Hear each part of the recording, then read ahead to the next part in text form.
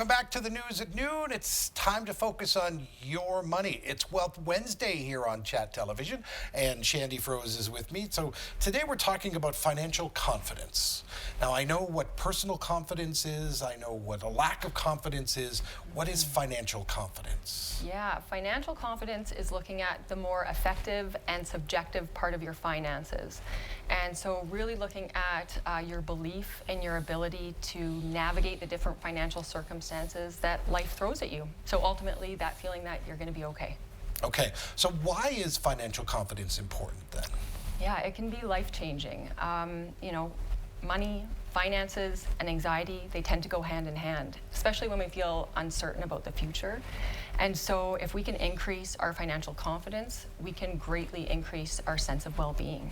And so my story is really no different than probably many others. I grew up not having much.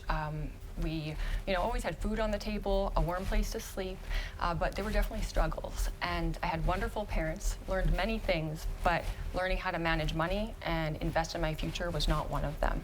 Wow. And so understanding that piece and how you can utilize those tools to meet your short and long-term goals changed my life. And so that's something that myself and my partners are incredibly passionate about, which is empowering people so that they have a better sense of their own finances, so that when they leave our office, they leave having those same feelings of that control and direction over their future. So you managed to turn your life around. What are some of the things that people can do to build their own sense of financial confidence? Yeah, absolutely. There's so many things that you can do. The first tip I'd say is you want to make sure you take stock of your current situation. And so that means having a good understanding of your cash flow, what money you have coming in, how you're spending it. I like to create a budget so that I can keep track of it over the month. Nowadays we use Visa and Tap, and so we don't use cash anymore, so it's really easy to overspend. So there are other tools that you can use as well if you're not keen on doing it yourself and keeping that budget. We have something at TD called TD My Spend, and it actually keeps track of your spending throughout the month, and it will notify you when you're overspending in certain categories, which is really neat. And so the idea behind it is creating capacity for savings, which leads to step number 2. And that would be you want to make sure you have an emergency savings. Life happens, and so we want to make sure we've planned for it, and that can drastically reduce your day-to-day worry and increase your overall sense of confidence. We do recommend ideally having about 3 to 6 months of emergency savings, but that number can be very different depending on the person. We have many clients that they need to have much more for them to feel that peace of mind.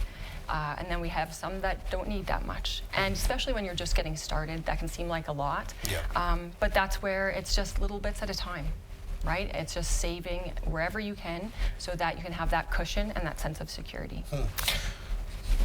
The third one is education. And so that is really at the heart of financial confidence, is learning to ask questions and learning more about your finances. And a lot of people don't ask questions out of fear of embarrassment, but you don't want to let that get in the way of your financial goals. And so finding someone that you trust, be it a financial advisor or a financial expert that you trust and can guide you through that process, is really key.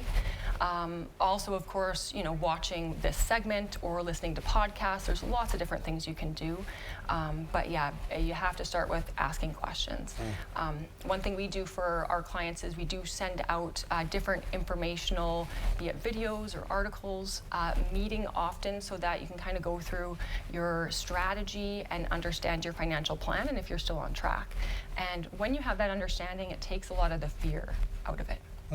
And so that actually leads to the fourth and final step, and that's going to be have a financial plan. And so if you have a financial plan, it acts as a roadmap for you to take you from where you began, and so that's that first step, is understanding your current situation, to where you want to go, and it bridges that gap.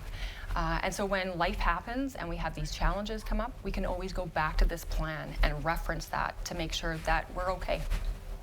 A lot of stuff to think about. Thanks for coming in today, Shandie Froese. Absolutely. Thank you so much for having me. That's Chat News at Noon for today. I'm Dan Reines. Thank you very much. We're back at 5 with all the latest for you.